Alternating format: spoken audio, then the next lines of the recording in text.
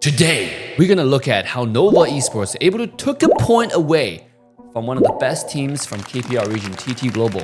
I'm actually really excited to rewatch this game. I was there live to see, just the atmosphere in the stadium. Oh my God, there's a lot of ice that want to kill people there. It's just quite interesting. Very complex bunch of emotions got grouped together in one arena. And today we're gonna go ahead and revisit this game. I'm gonna break it down in details and show you guys how Snowball Esports able to win this game. Starting off, we're going to pick Arlie for Snowball Esports, right? I mean, this is the core, and they have Arlie Yuhuan being picked. Yuhuan is like I would say Yuhuan was a flex pick, but then they also picked Dolia along with it, which fixed Yuhuan's position to mid. Arlie Dolia is not really necessarily a combo. It's mostly just there to give Arlie the sustain she needs to phase through the early game. Because Arlie needs 3 items, right? You need Shadow Reaper, he needs standard build wise, Shadow Reaper, Doomsday, and an Eternity Blade. If you get those 3 items, Arlie gonna come online and start shredding everyone, But before those items start coming online, Arlie is not necessarily strong. It's just like, okay, if there's a free kill somewhere, I'm gonna take it. If there's no free kill, Arlie's gonna focus on farm. And most Arlie players miss that mark. Just kept on fighting. Someone like me when I play rank. So I highly recommend you when you play Arlie, getting a mode of farming for the first 10 minutes. If your teammates come gank you, great. If your teammate doesn't gank you, save all your skills, skill 1 ultimate for escape, right? Use your skill 3 to position backwards, triangle, disengage, whatnot. If your team is coming to gank you, leverage that to kill the backline. Only if your team is going for the backline, right? If you're going a one-on-one trade, well, that's what Frenzy comes into play. But that rarely happens unless you're just going against really low elo, and that happens, right? So in this game, this is the core that's picked, and then nobody's gonna pick everything else surrounding it. Meanwhile, let's take a look at TT Global's pick. TT Global's pick is pretty darn good in my opinion, right? Starting out, you have Fatigue. Immediately, this already counters Arlie. Fatigue itself counters Arlie. So this makes sense, and you got Didia coming out. Once Didia comes out, it's like, okay, it's gonna be an Ogron game. But instead, we shifted quite a bit. We went from Didia Ogron, which is something that I could have picked. They went for Agudo, and then for Channel as marksman, Princess Frost, which kind of separated their pick, quite a bit. I wasn't sure how I see this draft. Channel and Agudo is a great combo. However, it just feels like they try to force this combo when they could have gone for Ogron. The idea. Now, I want to re-emphasize that the Chinese team like TTG and then AGL, they're playing on a completely different patch, right? When they're in China, they play a different Honor of King version, which has like 50 plus, a lot of more heroes. And then if you look at the KPL games, their draft looks different. The draft psychology, the draft philosophy seems kind of similar, but the draft is very, very different. Whereas if you look at this game, I feel like they're still adapting to the draft. TT Global versus AGL in the Grand Finals Game 1, TT Global still finding their footing on what is the best option. So in this game, you can see exactly just that, the Game 1 draft. Princess Frost, who is he gonna ult? It seems like there's no one who's setting it up for him. Like, why the Princess Frost pick here is just kind of odd, right? And I think from draft-wise, Noah for sure won. No one really have a frontline tank. Agudo is it's like a fighter-ish tank. Musashi, if anything's tankier, right? And Musashi's gonna do well against Channel, Didia and whatnot. So Musashi is just one of those filler picks. I wouldn't say good or bad, but Dolia, you got Dolia and Musashi double ult combo is pretty strong. So let's take a look at this game starting out. Noah gonna heavily focus on bottom side with Windy and Wade Pit rotating bottom, but you can already see just how suppressive TT Global is by poking them away. And now with Crane coming in the bottom side, he's obviously not gonna, I was just saying like he's not gonna use skill, but he did miss the freeze. Obvious, right? How can you land? It's really hard for Princess Frost to land the freeze when there's no other pressure on the enemy team. That's why I need like a frontline tank or something like Zhang Liang. That gives the gold HoK to the set of TT Global. It's 100 gold for the entire team, and that means like they're gonna be 500 gold ahead, right? So let's quickly skip forward. Let's take a look right here, right? You have CY coming in to clear, and then ult comes out. CY goes away, skill 1. No fight, it's just trade of skills. And TT Global steals the camp one more time. The fire beak. Well, actually, they stole the fire beak. And now they're gonna go for the, it's not a lizard, the other small camp. So now 1,000 gold ahead, just slowly ramping up lead. And this is what Chinese region does so well, right? The KPL region, they understand the value of the small camps and they keep on snowballing over those. Getting the fire beak, getting the small camp on their lane, and now they're gonna go for the Tyrant. Secure the Tyrant as well. That's a solid 1,000 gold ahead. But the team fight immediately following that is not gonna be good for them, right? I think, yeah, Sunrise died, entire Nova lived. So they got a buff, but they all died. Let's take a look at this fight one more time. How did that happen? Because the entire TT used all the skills on the Tyrant, so they got it, and they went on Vindy. It's just not enough damage. There's no damage because all the skills are already used here. Yeah, where's Crane? Crane using ultimate? Yeah, they don't have any damage at all. Crane already used all the skills. Joy have to flash out. Same as Sunrise, use ultimate, have to get out, but he couldn't find enough damage. Windy was taking some damage, but eventually not enough. So, and then CY leveraging the opportunity to steal some buffs, which is really crazy, right? Like stealing buff from TT Global is quite good. Now they're 1,000, now they completely evened up the gold, but TT Global is gonna take the opportunity to push bottom tower. So they're really good at trading. If they're behind on like a kill, right? Because of some unfortunate team fight, they lost the buff. Okay, I know I already lost that side of the jungle. They just go to the opposite side and trade objectives. And that's exactly what you saw here. Let's take a look at the bottom top side. Qing activate ults. They couldn't find anything. Oh, this is a team fight that was really bad for them.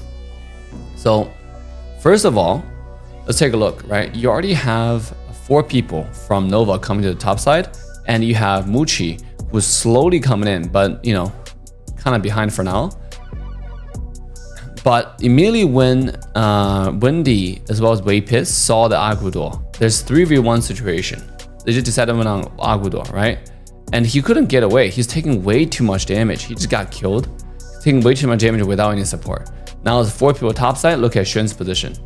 Oh, pushing the back line. Push one more time. And this is when you know it's all over, right? Triple kill for Wendy. This is a 4-2-0 trade for Nova. That snowball is so insane. Let's take a look, right? And Qing trying to clear a wave here. This is another mistake, which is like uncharacteristic for sure. Because I think Qing didn't, because I couldn't comprehend.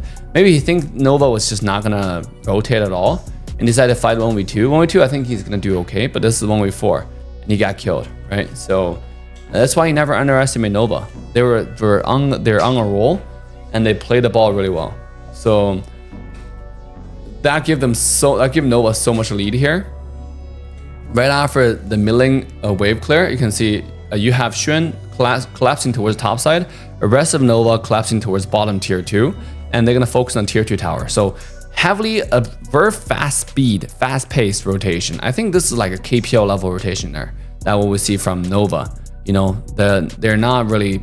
This is I would say this is a tiny mistake they're making because they don't really need to do that. Like fight over here, you know, at this side, they force the blood rate, just back away, right? Back away. But instead, Xuan, and by the way, Xuan's using the skill to save CY. They could have just focused on bottom tier 2, but they decided they trade a lot of HP, which give TT Global a chance to redeem themselves. However, let's take a look at the next team fight. By the way, this is Dolia and Wendy combo is so insane. Yuhuan combo, right? Double regeneration. He's able to do that and just bait out a lot of skills, go in for another regeneration. Dolia Yuhuan, that's the combo. I forgot, like, obviously, I was brain dead. I don't know why I said Dolia didn't have a combo there. Of course, Dolia Yuhuan is a standard combo. Musashi can also work out, but Dolia Yuhuan is literally the most OG combo in Honor of Kings. Okay, so it's Arlie, Dolia Yuhuan, right? All right, let's take a look at this team fight here in mid lane. So first, Invade come from blue. Again, Noah, once you have the lead, you have to play like KPL. Don't be scared, just play your game. And that's something that I saw Nova demonstrated in game 1, right? They're not afraid. Oh, just because TT Global, let's not invade. No, when you're winning, you should invade buff on, you know, Crimson Golems, different golems on timer. That's exactly what they're doing, right? They invaded the Gulumon timer. The team is fighting 5 versus 4, 5 versus 5, but they're ahead. And when you're ahead 5 versus 5, you're gonna win. So already get a kill there, and then now Qing gets away, but it doesn't matter. Look at this. At this point, like Yu Huan is so strong with double ults too. So stun comes in, ultimate, and then they have Dolia resets. He's able to do it again if he wanted to. Yeah, Wendy has ultimate, and they got mid-tier too. When you're ahead, you just force tower like this, right? Because once the minion wave is ready, Qing get it pushed, and he's dead. You cannot underestimate Xuan's Guan Yu. He's like, that's his like most favorable, most comfortable character. So Shadow Tyrant being taken down. One thing that Nova can learn from the KPR region is once they're ahead like this, KPR region usually do 2 buff at once. They will do Shadow Tyrant and Shadow Tyrant and Shadow Overlord at the same time. So that's something that Nova can do as well, right? Now they're doing it, but it just like wastes a lot of time because they retained the bottom side, which wasn't necessary. Instead of clearing lane for no reason, what Nova could have done is just do the 2 Shadow Tyrant and Shadow Overlord at the same time, and then manage the wave properly to get a maximum benefit. Because pushing lane like at this point is just sending your enemy farm. So that's why like their goal lead was not like 10,000, you know, or something more insane at this point, right? But able to push down top tier 2, bottom tier 2 goes down as well. Let's see how they push high ground towers. So Shadow Tyrant, Shadow Vanguard coming on the bottom lane. Okay. Ultimate being wasted. Princess Frost ultimate being wasted as well. Shadow Vanguard still have full HP. Let's see, Wendy gonna use the ult right away. And this fight right here. Agro just get one-shotted. Is it double ult from CY there? Let's take a look. Yeah. He goes to the tower. Oh, no. He just way too farmed. Just singular ultimate and gets the kill on the Agudo. Right? Singular ult. And now mid high ground tower is available. I think Dolia and Yu Huan just saving their combo for that. And mid high ground tower is gone. Does it mean top high ground tower is gone as well? Yeah, pretty much. Now they're fighting top. The only issue here is there's no wave. And then I think Nova is trying to end the game. So that's obviously throwing, right? This right here is for sure throwing. Because like this is the difference between, I would say, Nova, and then if you watch AGL's games once they're ahead, this is not something that AGL would do or a KPL team would do. There's no minion wave here. So even if they get a kill here, like if they get a 1 or 2 kill, it doesn't matter. I would say like if they get a 1 or 2 kill, it might actually end the game, especially if it's on Princess Frost. But it's really high risk, extremely high risk. Besides the Princess Frost Crane with a beautiful Splendor. So they got a trade onto Windy, which has delayed them even further. But I think at this point, how much gold lead do they have? Yeah, 7,000 gold. So I think next team fight is end of them all. Look at the build item wise. Yu Huan is sitting at, he has a Stave of Sorcery, he has Twilight Streams, Savant Wrath, and he's going for the Book of Wisdom, right? Tomb of Wisdom right there. So really farmed. 3,000 gold ahead of counterpart. Princess Frost only sitting at 7,000 gold. So 3,000 gold ahead. Marksman wise, Arlie sitting 11k compared to barely, not even 10k on channel on Inoa, right? Oh, not Inoa, what the hell? Onto Snowy. So let's take a look at this fight. Yu Huan is so strong. Does Yu Huan have flash? He flashed on the 3-man stun there? Yeah, he's flashed on the 3-man stun. Musashi comes in, instant chin CC. Jesus. This is what happens when we're so far ahead. This is insane team fight from Nova.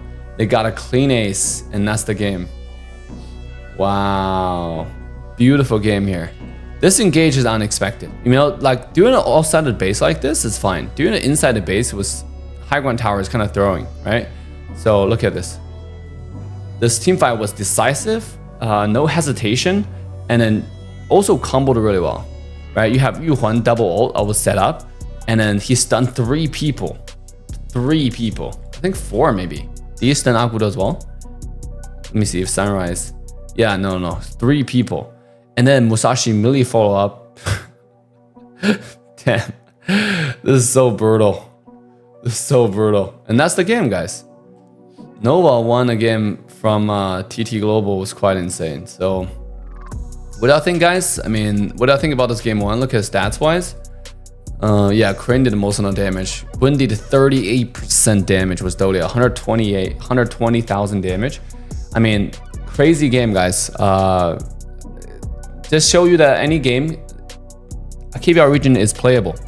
And we have a lot of hope for the global server. The Philippines, Malaysia, Indonesia regions learn from the KPL and then play your game. Like learn your strategy, play your strategy, train hell a lot, you know. And there's a shot. There's really a shot you can take the game against the strongest region in the world, KPL. Demonstrated by Nova, 16-1. Wow, what a great game to watch. Besides a few mistakes that, you know, few kinks that need to be removed from that game, Nova played the game flawlessly.